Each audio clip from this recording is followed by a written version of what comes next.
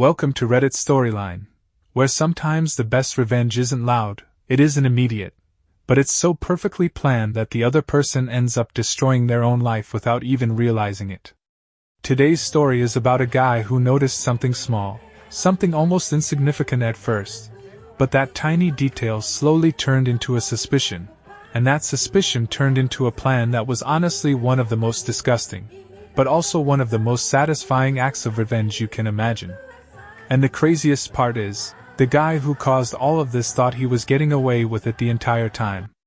So this whole situation started in a way that most people would probably ignore at first, because it didn't look like anything serious, and it definitely didn't feel like something worth making a big deal over.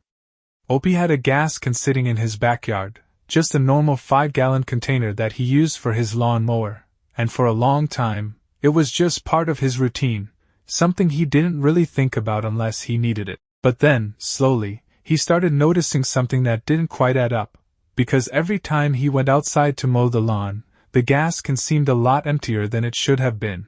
And at first he just brushed it off, thinking maybe he had misremembered how much was left, or maybe he had used more fuel than he realized the last time. But the problem is, it kept happening, and after a while, it stopped feeling like a coincidence, and started feeling like a pattern.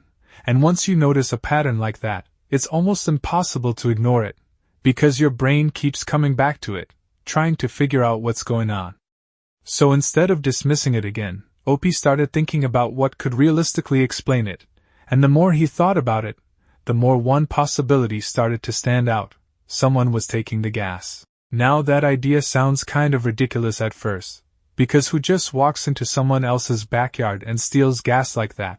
But the numbers didn't lie, and nothing else made sense.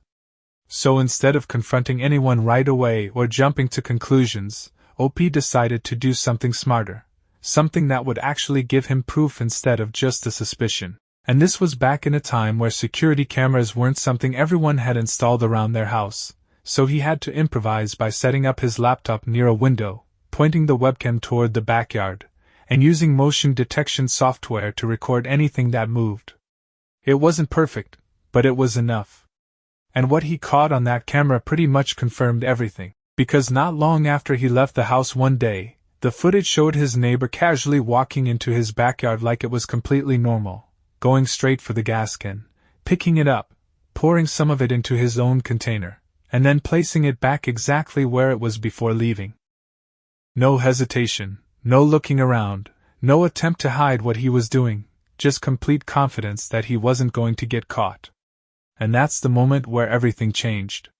Because now it wasn't just a suspicion anymore, it was a fact, and once you know someone is deliberately taking advantage of you like that, it hits differently, especially when it's someone who lives right next to you and clearly doesn't respect you at all. At that point, Opie could have gone over there and confronted him, or even reported it, but instead, he decided to handle it in a way that would make sure this guy never even thought about doing something like that again. And this is where the story takes a turn that is honestly both genius and absolutely disgusting at the same time. Instead of stopping the neighbor immediately, Opie decided to let him keep stealing, but not in the way he expected. Because for the next several days, every time Opie went to the bathroom, he didn't use the toilet.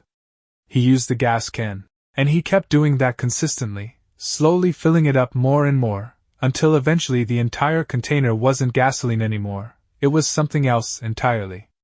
Now here's the thing that makes this plan work, and also makes it so messed up, because even though the contents had completely changed, the container itself still carried that faint gasoline smell, just enough to fool someone who wasn't paying close attention.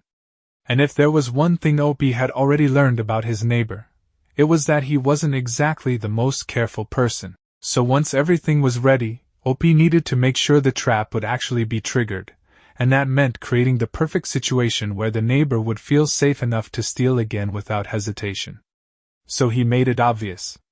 He packed bags, checked his car, moved things around, basically putting on a show to make it look like he was about to leave for a trip and wouldn't be around for a while, making sure that if the neighbor was watching, he would assume the house was empty. And then, Opie left. Or at least, that's what it looked like, because instead of going far, he came back about an hour later quietly, just to see what would happen next. And what he saw was exactly what he had been waiting for.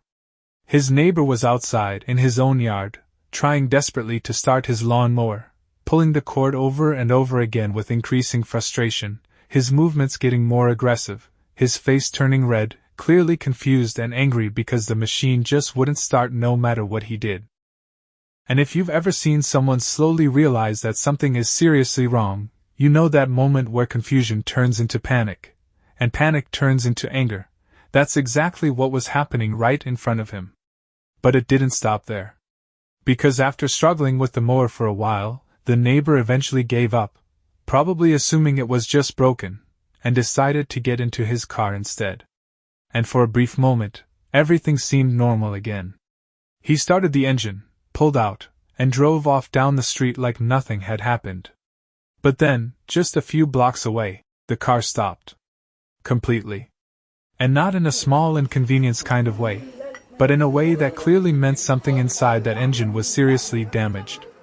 At that point, Opie didn't even need to check the gas can to know what had happened, but he did anyway, and sure enough, it was completely empty, which meant the neighbor had used all of it, both for his mower and his car. And honestly, that alone would have been more than enough for most people, because the guy had basically destroyed his own equipment using something he stole. But what makes this story even better is what comes next, because apparently, this neighbor wasn't just a thief, he already had a history of problems, including outstanding warrants, which Opie found out about not long after. And instead of just leaving things where they were, Opie decided to push things just a little bit further, in a way that would make sure this guy actually faced real consequences. So he signed him up for a sheriff ride-along program, using his name. And as you can probably imagine, that didn't end well for the neighbor, because it brought attention to him in a way he definitely wasn't expecting, which ultimately led to him being arrested. And when you step back and look at the whole situation, it's almost hard to believe how something so small, something as simple as a missing bit of gasoline, turned into a chain reaction that ended with a destroyed lawnmower, a broken car, and an arrest. All because one person thought they could take advantage of someone else without ever being noticed. And honestly, stories like this are a perfect reminder that sometimes the people who think they're being the smartest are actually the ones walking straight into a trap they never even saw coming. So let me know what you think. Was this genius? Or was it completely over the top? And if you want more stories like this, don't forget to subscribe, because there are plenty more situations where people thought they could get away with something, and ended up regretting it in the worst possible way.